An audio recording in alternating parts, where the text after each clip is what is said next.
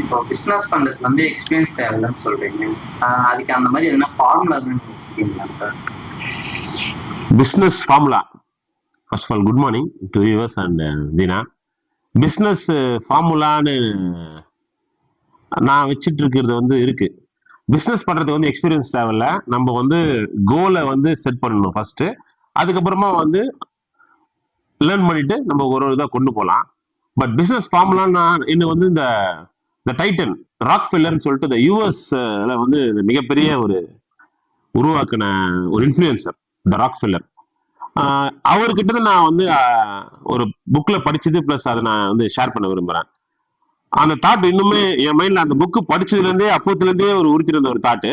நீங்க அந்த secret purpose நான் சொல்றேன். பர்பஸ் தான் வந்து பேஷனை ஃபியூல் பண்ணும். வெறும் பேஷனேட்டா அது என்ன பர்பஸ்னு ஒன்று இருக்கணும்.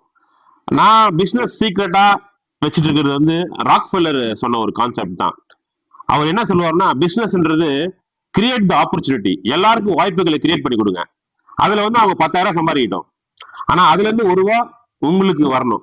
₹1 நீங்க பண்ற ஒரு ஆப்பர்ச்சுனிட்டில அவங்க 10,000 சம்பாதிக்கிட்டோம்.